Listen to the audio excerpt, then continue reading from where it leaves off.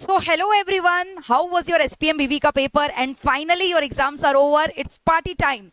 So here is the quick video where we are going to discuss 15 MCQ. So as I have seen the paper guys, SPM BV paper was highly predictable. Lot of my predictions turned out to be true. जैसे मैंने आपको कल भी बोला था CRM वगैरह important है, practical questions जो predict किया था in fact जो MCQ के भी questions आए हैं they were very predictable and I think overall if you have studied very properly and you have attempted 100 marks paper 80 marks तो minimum बनता ही है because the paper was quite easy I would suggest. ठीक है, so let us discuss very quickly the MCQs के answer. Lot of students have been inquiring me, so let us start with that. First question was superbly easy. So dash refers to systemized reduction of time within the production cycle including the response time of the supplier and customer. So the correct answer will be lean manufacturing guys. Next, Six Sigma is a business driven multi-dimensional structured approach for what? Six Sigma सब चीज में help करता है, defect reduce करने में, processes को improve करने में, प्रोसेस वेरिएबिलिटी को स्टैंडर्डाइज करने में, वेरिएबिलिटी कम करने में, so all of the above. In order to maximize profit a firm should produce at the level where MC is equal to MR.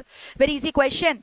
Next question, the goal of ERM जो कॉसो framework में provided है, ये की principal concept provide करता है, organisation को common language provide करता है, clear definition, so all of the above is correct.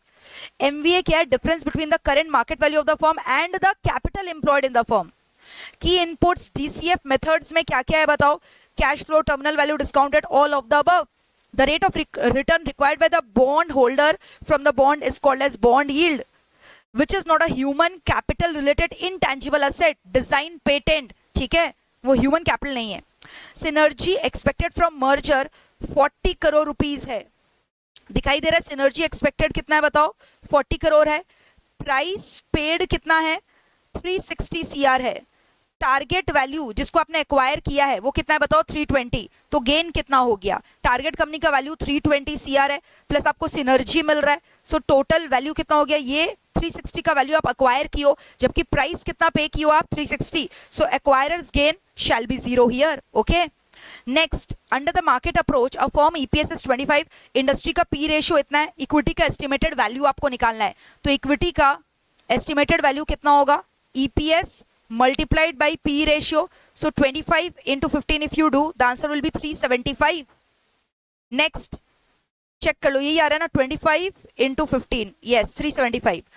Zenith Pharmaceutical Limited is a mid-sized pharmaceutical firm with 3 strategic business unit. 3 unit है इसका, ये रहा तीनों का आपको यहाँ पे स्ट्रक्चर दिया हुआ है. ठीक है, अभी आपको क्या बोल रहा है बताओ? EVA निकालना API डिवीजन का.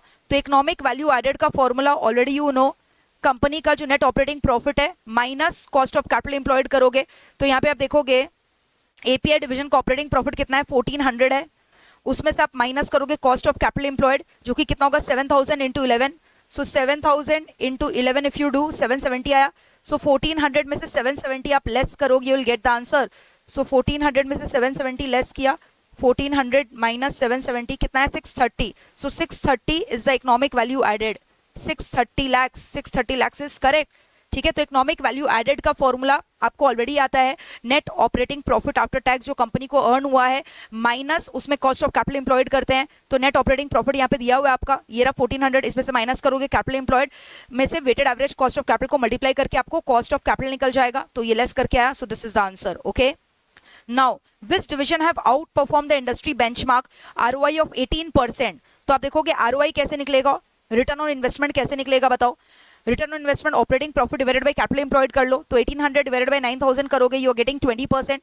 तो 20% आ रहा है, that means that is greater than industry का बेंचमार्क 18%. यहाँ पे भी 1400 डिवाइडेड बाय 7000 इंटू 100 करोगे, 20% आ रहा है. So this has also outweigh both. ये तो माइनस में है तो ये तो होगा ही नहीं. So the correct answer is क्या? FDI and API they both have out perform the industry benchmark of 18%. तो दोनों आंसर होगा FD and API. Balance score card learning and growth perspective से कौन सा डिवीजन बेस्ट परफॉर्म कर रहा है?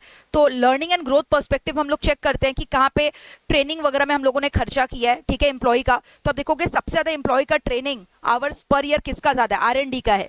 So this will be the answer, क्योंकि सबसे ज्यादा ट्रेनिंग आवर वही डेडिकेट कर रहा है. So the correct answer will be क्या बताओ? RD. The correct answer will be क्या बताओ? RD, क्योंकि वो सबसे ज्यादा ट्रेनिंग आवर्स डेडिकेट कर रहा है. If Asterix plans to benchmark non financial performance, तो कौन सा कॉम्बिनेशन सबसे बेस्ट होगा? तो non financial metric is not based on capital employed या आरओआई या फिर WACC, so customer satisfaction, employ training hour shall be the best KPIs.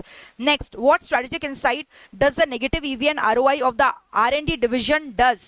ठीक है, मतलब आर&डी डिवीजन का करेंटली में भी अभी आप देखोगे ऑपरेटिंग प्रॉफिट नेगेटिव में आ रहा है, बट आप देखोगे इसका कस्टमर सेटिस्फैक्शन सबसे ज्यादा है, एम्प्लॉय ट्रेनिंग सबसे ज्यादा है, यानी ये ग्रोथ में इन्वेस्ट कर रहा है, फ्यूचर में इसका लॉन्ग टर्म रिसर्च वगैरह करके ग्रोथ हो सकता है. So the correct answer is कि खाली फाइनेंशियल मैट्रिक्स जो होता है वो अलोन इनसफिशिएंट होता है इवेल्युएट करने के लिए कोई भी चीज का परफॉर्मेंस को. ठीक है, so I hope this video was quite helpful for you and we have solved all the questions. ठीक है, एमसीक्यू. अब आप देखोगे यहाँ पे लॉन्ग क्वेश्चंस में भी सीआरएम का 5 मिस रिप्रेजेंटेशन आया था, which was a very direct question.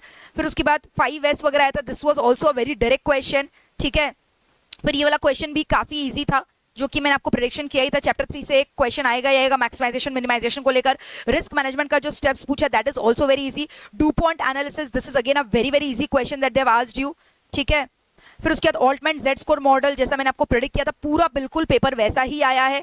फिर लास्ट में जो वैल्यूएशन का क्वेश्चन आया है that is also easy. Merger का भी क्वेश्चन काफी इजी था. So overall I think paper was very very easy. अगर कोई बच्चा अच्छे से पढ़ के आया है, ये सारे क्वेश्चंस आपको कॉमन भी दिख गए होंगे अगर आपने मेरे सुपर 50 क्वेश्चंस वगैरह किए थे. So how was your paper guys, comment करके जरूर बताना and all the very best. And today also I am going to come live at 7 PM where we are going to just party harder on the YouTube channel Mohit Agarwal Divya Agarwal YouTube channel. So do not miss out that session. Okay, so all the very best guys for your result and जल्दी से लिख दो comment section में I will score 70+ in SPM BV. All the best, thank you guys.